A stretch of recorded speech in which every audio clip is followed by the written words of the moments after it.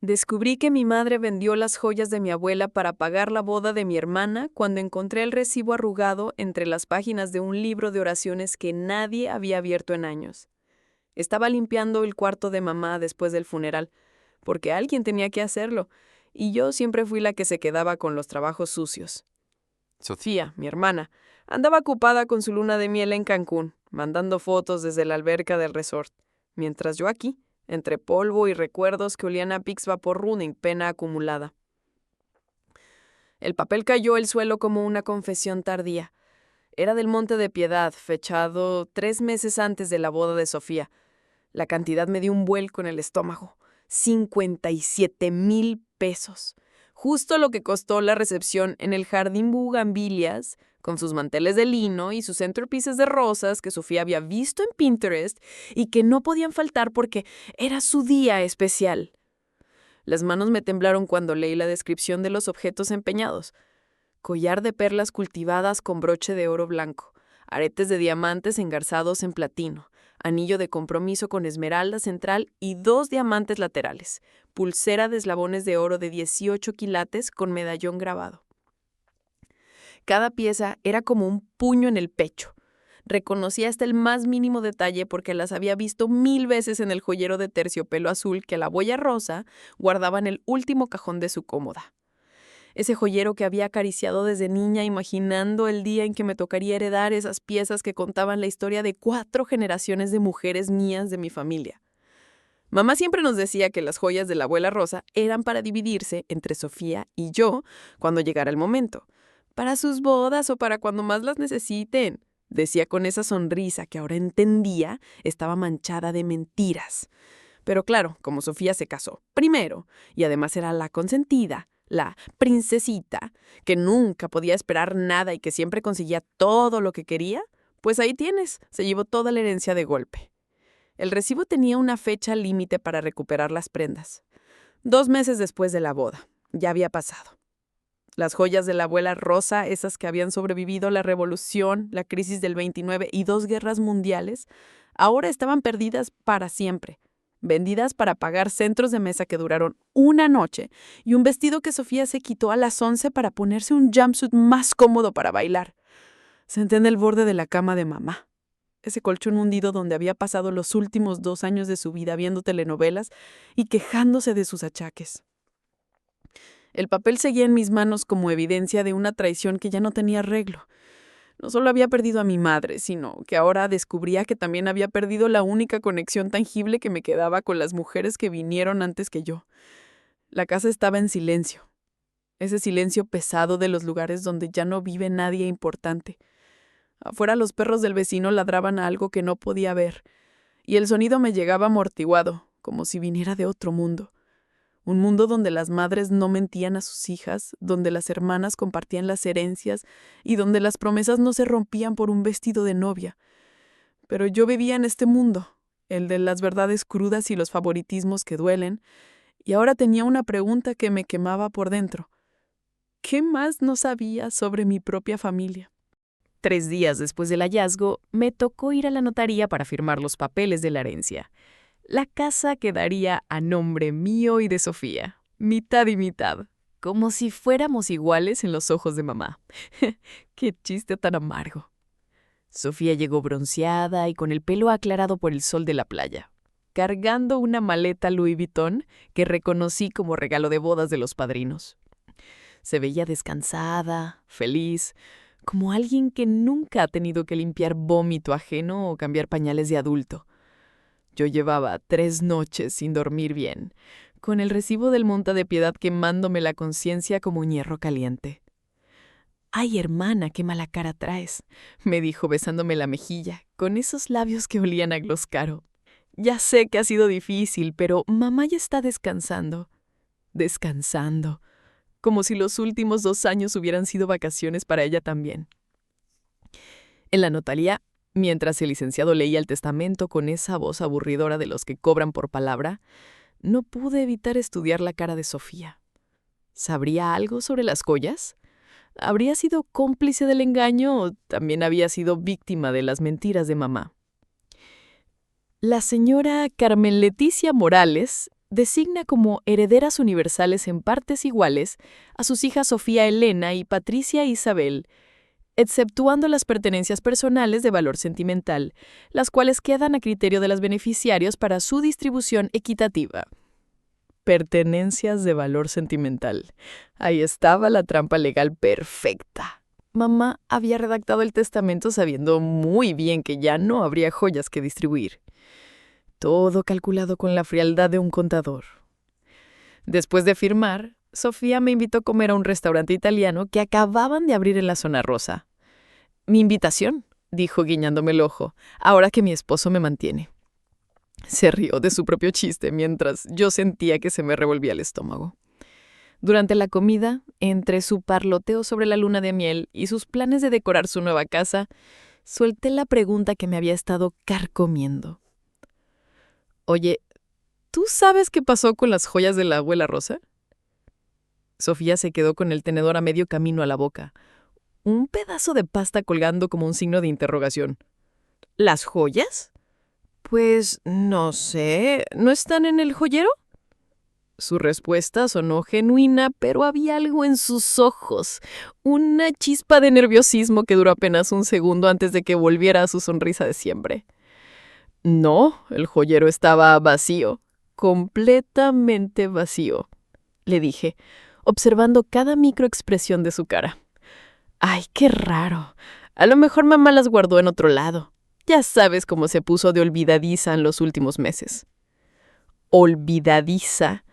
Mamá había estado lúcida como un bisturí hasta el día en que se murió. Recordaba desde el nombre de la primera maestra hasta el precio exacto de los jitomates en el mercado de ayer.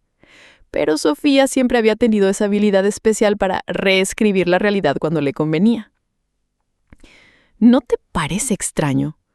Eran las joyas más importantes de la familia. Pues sí está raro, pero a lo mejor las empeñó cuando se puso malita y necesitaba dinero para los doctores. Tú sabes cómo estaba de orgullosa, nunca nos hubiera pedido ayuda. Ahí estaba la mentira vestida de lógica compasiva. Sofía sabía exactamente qué había pasado con las joyas, pero estaba jugando conmigo como gato con ratón. Lo que no sabía era que yo ya tenía el recibo. Lo que no sabía era que su teatro me estaba confirmando que había sido cómplice desde el principio. «Tienes razón», le dije fingiendo conformidad. «Seguro fue eso». Pero por dentro ya estaba planeando mi siguiente movimiento. Si Sofía quería jugar a la ignorante, yo iba a jugar a la investigadora. Y tenían la sospecha de que cuando llegara al fondo de este hoyo, iba a encontrar más que joyas desaparecidas.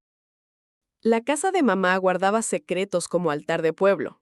A simple vista todo parecía normal, pero si sabías dónde buscar, encontrabas milagros y maldiciones por igual. 2 semanas después del encuentro en el restaurante, volví con la intención de limpiar a fondo y poner la casa en venta. Sofía había insistido en que lo mejor era deshacernos de la propiedad cuanto antes. «Las casas vacías se echan a perder», decía, «y además necesitamos el dinero», como si no hubiera gastado en su boda lo equivalente a 3 años de mi sueldo. Empecé por el cuarto de mamá, revisando cada cajón con la meticulosidad de forense. En el buró encontré las recetas médicas acumuladas, cuentas de luz pagadas religiosamente y una libreta de teléfonos con los números anotados en esa letra temblorosa de los últimos meses. Pero también encontré algo que no esperaba: estados de cuenta del banco. Mamá había sido obsesiva con guardar papeles. Tenía hasta los comprobantes de compras de hace 10 años, todo ordenado por fechas en carpetas que olían a naftalina y tiempo perdido. Los estados de cuenta mostraban una historia que me heló la sangre gota a gota. 6 meses antes de la boda de Sofía, había empezado una serie de depósitos extraños. Cantidades pequeñas, de 2,000, 3,000 pesos, que llegaban cada 15 días como si fueran pagos por algo. Luego, 3 meses antes de la boda, apareció el depósito grande. 57,000 pesos, la misma cantidad del recibo del Monte de Piedad. Pero lo que me partió el alma como cristal barato fue lo que vino después.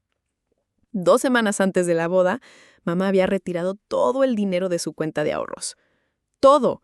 los 120,000 pesos que había juntado durante años vendiendo tamales en la puerta de la escuela, ahorrando peso sobre peso para su vejez, para sus medicinas, para no ser una carga para nadie. El dinero había ido directo a pagar el resto de la boda. El salón, la comida, el mariachi, el fotógrafo, todo lo que no había alcanzado con las joyas empeñadas, se había pagado con los ahorros de toda la vida de mamá. Me senté en el tizo de su cuarto con los papeles regados a mi alrededor como naipes de una baraja maldita. La imagen que se formaba era clara como agua sucia. Mamá había sacrificado todo, hasta su seguridad económica, para darle a Sofía la boda de sus sueños. Y Sofía lo sabía. Pero había algo más en esos estados de cuenta que no cuadraba. Los depósitos pequeños y regulares habían continuado hasta un mes antes de que mamá muriera. Alguien le había estado dando dinero y no era precisamente por caridad. Busqué más pistas. En el closet, detrás de una caja de zapatos viejos, encontré una carpeta manila amarillenta que contenía documentos que mamá había escondido como tesoro de pirata. Ahí estaban las escrituras de la casa, su acta de nacimiento, mi acta de nacimiento y un sobre manila con mi nombre escrito en la letra temblorosa de sus últimos días. Dentro del sobre había una carta que empezaba con «Para mi hija Patricia, la que siempre estuvo conmigo». Las primeras líneas me hicieron llorar como no había llorado desde el funeral. «Hija, si estás leyendo esto, es porque ya me fui, y porque eres lo suficientemente curiosa para buscar donde otros no buscan. Siempre fuiste así desde chiquita. Tu hermana se conformaba con las apariencias, pero tú siempre querías saber la verdad, aunque doliera». La carta continuaba con una confesión que me cambió todo lo que creía saber sobre mi familia. Las joyas de tu abuela Rosa las vendí para la boda de Sofía, es cierto, pero no fue mi decisión. Sofía me pidió que lo hiciera. Me rogó, me lloró, me dijo que sin esa boda su vida se acabaría, que Eduardo la dejaría si no tenía la celebración que él merecía. Yo traté de explicarle que las joyas eran para las dos, pero ella me dijo que tú nunca te ibas a casar, que eras muy amargada, que no necesitabas joyas porque nadie te iba a querer. Ahí estaba el primer puñetazo. Sofía no solo sabía lo de las joyas, sino que había sido la arquitecta de todo el plan. Había manipulado a mamá usando sus inseguridades sobre mi soltería, pintándome como la hermana fea que nunca iba a necesitar una ajuar de novia. Pero la carta seguía. Lo que Sofía no sabe es que antes de morir, tu abuela Rosa me hizo prometer que las joyas fueran para ti. Decía que tú tenías el corazón más parecido al suyo, que eras la única que realmente apreciaba las historias que esas piezas guardaban. En el garage, detrás de las cajas navideñas, hay una caja fuerte pequeña. La combinación son los últimos 4 dígitos de tu teléfono. Ahí están las joyas verdaderas. Las que empeñé eran copias que mandé hacer años atrás para proteger las originales. Corrí al garaje como si me perseguía el mismísimo diablo. Mis manos temblaban tanto que no pude abrir la combinación al primer intento. 4729, los números de mi teléfono que mamá se había aprendido de memoria porque era el único que nunca cambiaba, el que siempre contestaba cuando ella necesitaba algo. La caja fuerte se abrió con un clic que sonó como absolución divina. Adentro estaba el joyero azul de terciopelo, intacto, esperándome como un regalo póstumo. Al abrirlo, las joyas de la abuela Rosa brillaron bajo la luz polvosa del garaje. Cada pieza era exactamente como las recordaba, pero ahora cargaban el peso de una historia más complicada de lo que había imaginado. Debajo del joyero había otra carta, esta de la abuela Rosa, escrita con su puño y letra en papel de china amarillento. Para Patricia, mi nieta del corazón, la que heredó mis manos curiosas y mi ojo para los detalles. Estas joyas han visto nacer y morir a 4 generaciones de mujeres fuertes. Tu bisabuela Esperanza las usó para sobornar a los federales durante la Revolución y salvar a tu bisabuelo del fusilamiento. Tu abuela Consuelo las empeñó durante la Guerra Cristera para comprar comida cuando no había nada. Yo las recuperé trabajando de sirvienta en casa de los ricos durante 20 años. Ahora son tuyas. No para que las guardes, sino para que las uses cuando tengas que ser valiente. Las lágrimas me caían sobre el papel mientras leía las últimas líneas. Tu madre me prometió que serían para ti, pero conozco bien el corazón de Sofía. Es igual que tu tía Esperanza, bonita y caprichosa, capaz de cualquier cosa por conseguir lo que quiere. Por eso le pedí a tu madre que hiciera copias. Si estás leyendo esto, significa que mi precaución valió la pena. Me quedé sentada en el garaje con las joyas en el regazo, tratando de procesar todo. Mamá no había sido la villana de la historia, había sido la cómplice forzada, manipulada por Sofía, pero lo suficientemente lista para protegerme de la traición final. Las joyas verdaderas siempre habían sido mías, desde el momento en que la abuela Rosa decidió que yo era digna de cargar con la historia de nuestra familia. Pero eso significaba que Sofía había orquestado todo el engaño por nada. Había manipulado a mamá, había sacrificado los ahorros de toda una vida y al final ni siquiera había conseguido las joyas reales. Se había quedado con copias que ahora estaban perdidas para siempre en algún mostrador de joyería de segunda mano. La ironía era tan brutal que me dio risa, una risa amarga que sonó rara en el silencio del garaje. Sofía había conseguido su boda perfecta, pero había perdido la herencia real. Y yo, que había pasado años sintiéndome la hermana menos querida, la que siempre se quedaba con las obras, resultaba ser la heredera legítima de todo lo que realmente importaba. Cerré el joyero y me lo llevé a la casa. Tenía una decisión que tomar. ¿Le diría a Sofía la verdad? ¿O dejaría que siguiera creyendo que había ganado? ¿Le mostraría las cartas que revelaban su manipulación? ¿O guardaría silencio como mamá había guardado tantos secretos? Esa noche, acostada en la cama de mamá, por última vez, antes de poner la casa en la venta, decidí que Sofía merecía conocer la verdad, pero no por bondad o justicia, sino porque había algo más que necesitaba saber. Esos depósitos regulares en la cuenta de mamá seguían sin explicación, y tenía la sospecha de que la historia no había terminado de revelarse. Al día siguiente, la llamé. Sofía, necesitamos hablar.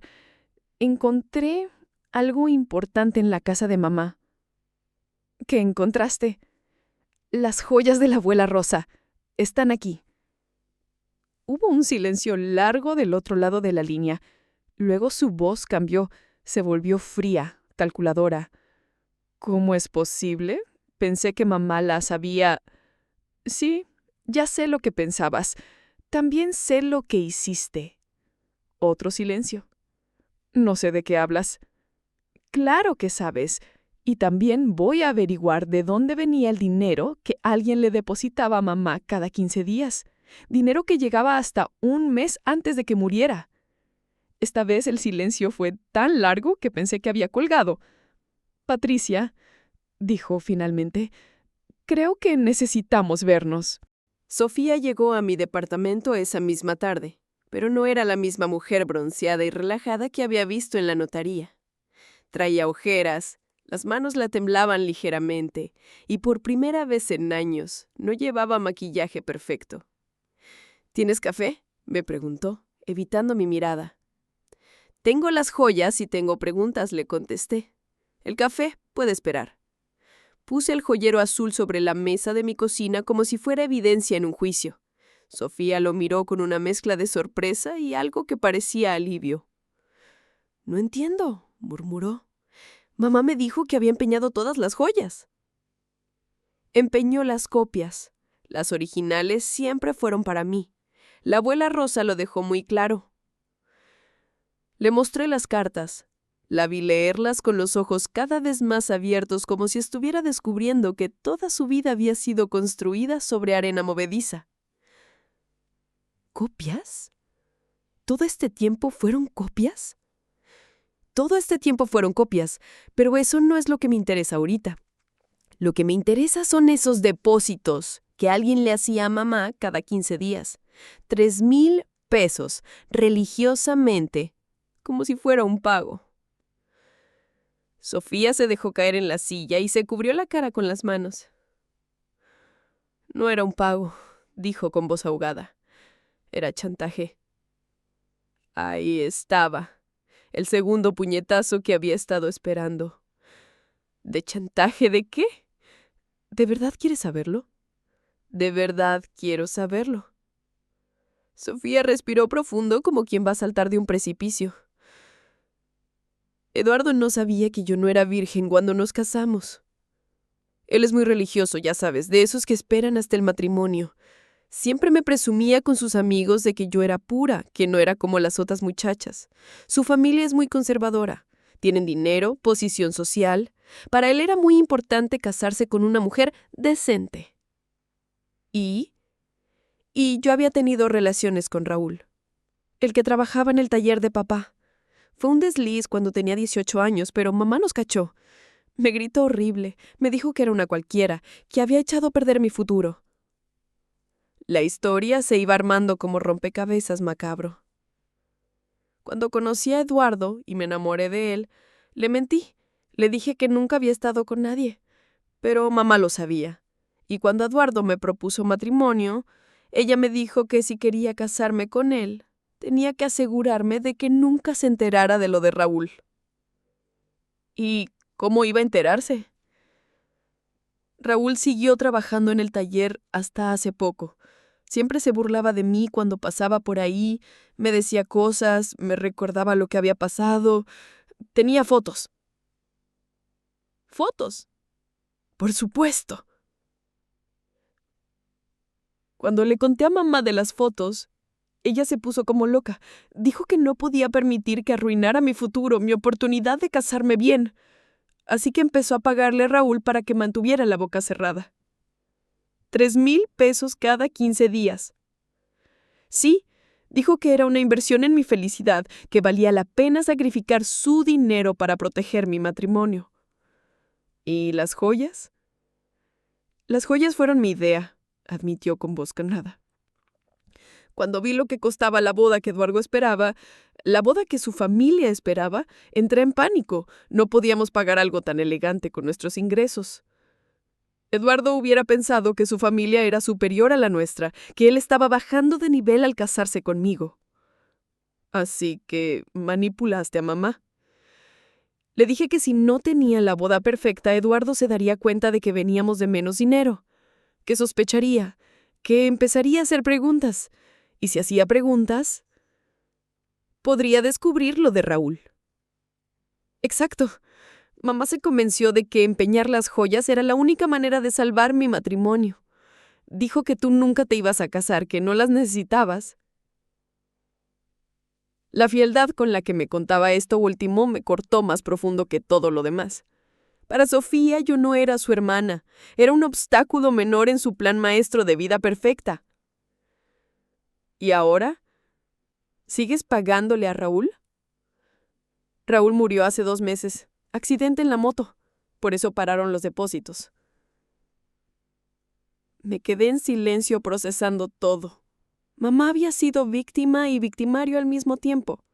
Había protegido el secreto de Sofía, sacrificando su tranquilidad económica y manipulándola para que creyera que era menos merecedora de amor que su hermana. Pero también había sido lo suficientemente astuta para proteger mi verdadera herencia. ¿Y Eduardo sabe algo de esto? Nada. Y no puede saberlo nunca.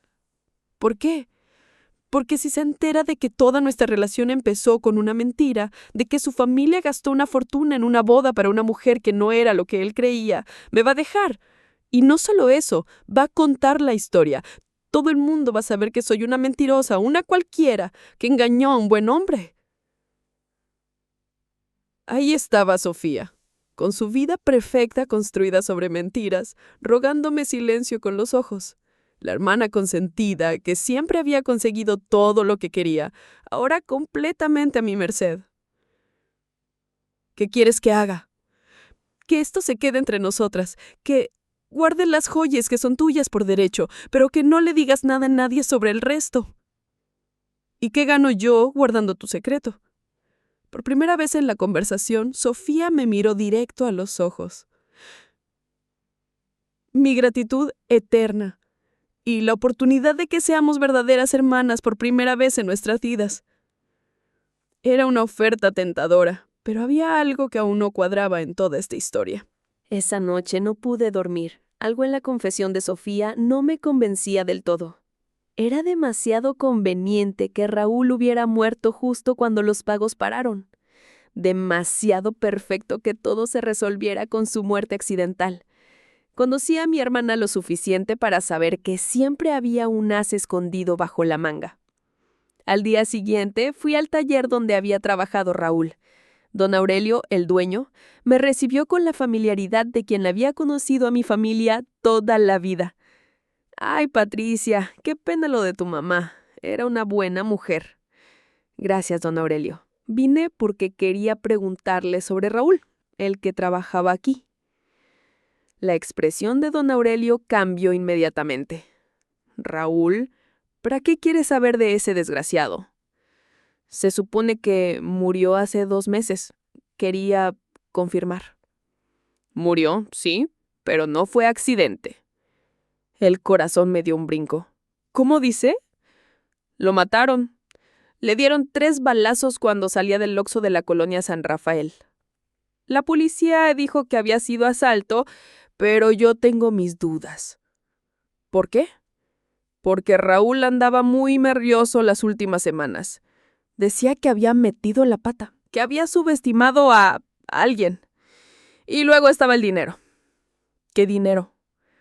Raúl siempre anduvo jodido, debiendo la renta, pidiendo prestado para los cigarros, pero las últimas semanas traía fajos de billetes. Decía que su negocio estaba mejorando, pero él no tenía ningún negocio más que extorsionar. Extorsionar. No chantajear. Extorsionar. ¿A quién extorsionaba? No sé exactamente, pero sí sé que no era la primera vez. Raúl tenía fotografías comprometedoras de varias mujeres del pueblo. Las acechaba, las seguía, las fotografiaba en momentos íntimos. Luego las chantajeaba. ¿Y nunca nadie le puso a un alto? ¿Qué anima a decir algo? Las mujeres estaban avergonzadas, tenían miedo de que sus maridos se enteraran.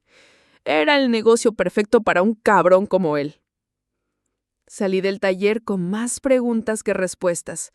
Si Raúl extorsionaba a varias mujeres, ¿por qué solo mamá le pagaba? ¿O había más víctimas que también pagaban? Y más importante, ¿había matado a alguien a Raúl para acabar con su negocio sucio? Decidí ir a la colonia San Rafael, al Oxxo donde había muerto. El encargado me confirmó lo que don Aurelio había dicho. 3 balazos, aparentemente un asalto, pero sin robos. La cartera de Raúl estaba intacta, con más de 5,000 pesos en efectivo. Fue raro, me dijo el muchacho, mientras acomodaba refrescos. Los asaltantes no se llevaron nada, ni el dinero, ni el celular, ni los cigarros. Solo lo mataron y se fueron. ¿No vieron nada a las cámaras? Las cámaras llevaban 2 semanas descompuestas. Qué casualidad, ¿verdad? Demasiadas casualidades. Me fui a casa con la cabeza dando vueltas, tratando de armar las piezas de un rompecabezas que cada vez se volvía más oscuro. Esa tarde sonó el teléfono. Era Sofía. ¿Ya decidiste qué vas a hacer con lo que te conté? Todavía estoy pensando, pero tengo una pregunta. ¿Estás segura de que Raúl murió en un accidente? Hubo un silencio largo. ¿Por qué preguntas eso? Porque fui a verificar. No fue accidente. Lo mataron. Otro silencio, más largo esta vez. Patricia, no deberías estar haciendo preguntas sobre eso. ¿Por qué no? ¿Tienes algo que esconder? No tengo nada que esconder, pero si empiezas a remover ese tema, van a salir cosas que van a lastimar a mucha gente. ¿A quién más chantajeaba Raúl, Sofía? No lo sé. Mentira. Sabes perfectamente, y sospecho que también sabes quién lo mató. Patricia, déjalo así. En serio, te conviene. La forma en que dijo esas últimas palabras me heló la sangre. No era una plega, era una amenaza. Esa noche tuve una revelación que me cayó como cubetazo de agua fría. Sofía no me había contado toda la verdad sobre su relación con Raúl.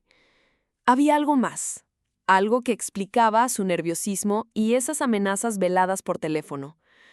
Volví a revisar los estados de cuenta de mamá con más cuidado. Los pagos a Raúl habían empezado 6 meses antes de la boda, pero había algo más interesante. En esa misma fecha, apareció un depósito grande en la cuenta de Sofía. 50,000 pesos que había pasado desapercibidos entre todos los movimientos de la boda. Confronté a Sofía el día siguiente en su casa nueva, esa que estaba decorando con muebles caros y aspiraciones de clase alta. Necesitamos hablar, ahora. Eduardo estaba en el trabajo, así que pudimos hablar sin testigos. Ya te dije todo lo que tenía que decirte. Me recibió desde la puerta, sin invitarme a pasar. No me dijiste todo. No me dijiste de dónde sacaste los 50,000 pesos que depositaste en tu cuenta 6 meses antes de la boda. Su cara se descompuso como papel mojado. Deja de hurgar, Patricia. Te lo estoy pidiendo por las buenas. ¿O qué? ¿Me vas a matar como a Raúl? La bufetada me pegó tan rápida que no la vi venir. Sofía nunca había sido violenta, pero ahí estaba con la mano alzada y los ojos llenos de una ira que no había visto jamás. No digas pendejadas. No son pendejadas y lo sabes. Mataste a Raúl para que no te siguiera chantajeando. No lo maté yo. Yo no podría matar a nadie. Pero ¿sabes quién lo hizo? Sofía se desplomó en el sofá de su sala perfecta, entre sus cojines combinados y su mesa de centro sin una sola marca de uso real. Eduardo tiene un primo que se dedica a resolver problemas. Cuando le conté a Eduardo sobre el chantaje, él se ofreció a solucionarlo. ¿Le dijiste a Eduardo sobre Raúl? Tuve que hacerlo. Raúl se estaba volviendo muy ambicioso. Ya no quería 3,000 pesos, quería 10,000, luego 15. Dejé que si no le pagaba, le iba a contar a Eduardo no solo lo nuestro, sino que le iba a enseñar las fotos a toda su familia en la cena de Navidad. ¿Y Eduardo qué dijo? Se puso como loco, no por lo que había pasado conmigo y Raúl, sino porque alguien se atreviera a chantajear a su esposa. Dijo que ningún pinche muerto de hambre le iba a faltar el respeto a su familia. La imagen se completaba. Eduardo no había matado a Raúl por celos o moral ofendida. Lo había matado por orgullo, porque alguien se había atrevido a tocar lo que él consideraba su propiedad. ¿Cómo lo hicieron? No quiero saber los detalles. Eduardo me dijo que su primo se iba a encargar, que parecería un asalto y que nunca íbamos a tener que preocuparnos por Raúl otra vez. Y los 50,000 pesos. Eran para el primo de Eduardo, su tarifa por el servicio. ¿De dónde lo sacaste? Sofía me miró con una mezcla de desafío y desesperación. Lo saqué del fondo que habíamos estado juntando para la casa. Le dije a Eduardo que habían sido gastos inesperados de la boda. Así que Eduardo pagó sin saberlo por el asesinato que él mismo ordenó. Sí. Me quedé en silencio, tratando de procesar todo. Mi hermana no solo había manipulado a mamá para conseguir las joyas, no solo había mentido sobre su virginidad, sino que se había vuelto cómplice de asesinato. Y todo por mantener una mentira que había crecido hasta convertirse en un monstruo que se alimentaba de secretos y dinero manchado de sangre. ¿Y ahora qué? Me preguntó con voz pequeña. ¿Vas a ir a la policía? No sé. Todavía estoy procesando que mi hermana sea cómplice de asesinato. No soy cómplice. Yo no maté a nadie. Pero lo ordenaste. Pagaste por ello. Es lo mismo. ¿Qué querías que hiciera? ¿Que dejara que Raúl arruinara mi matrimonio? ¿Que destruyera todo por lo que había trabajado? Podrías haber dicho la verdad desde el principio. La verdad no te da una vida mejor, Patricia. La verdad solo te jode. Tú deberías saberlo mejor que nadie. Esa frase me quedó dando vueltas en la cabeza durante días. ¿Qué verdades había estado evitando yo? ¿Qué mentiras me había dicho para justificar mi propia vida? 3 semanas después del último encuentro con Sofía, tomé una decisión que cambió todo. No fui a la policía, no por proteger a mi hermana, sino porque entendí algo que me revolvió el estómago. Yo también tenía sangre en las manos. Durante años, había sospechado que mamá me prefería menos que a Sofía, pero nunca había hecho nada para confrontarla.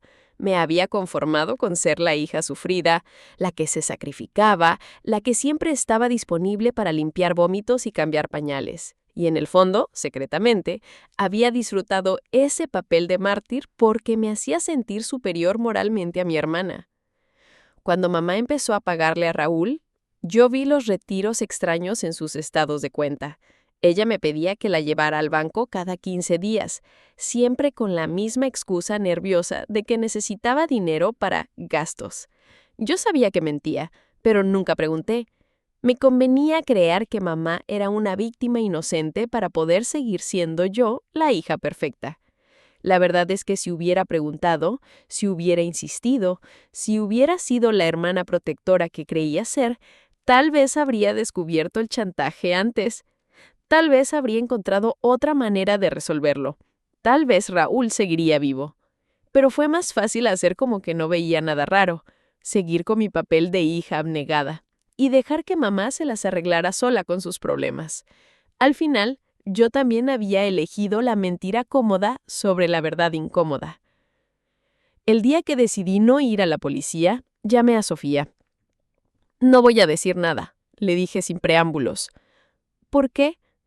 Porque yo también soy culpable, porque vi las señales y no hice nada, porque dejé que mamá se jodiera la vida por mantener tus mentiras y nunca dije ni madres.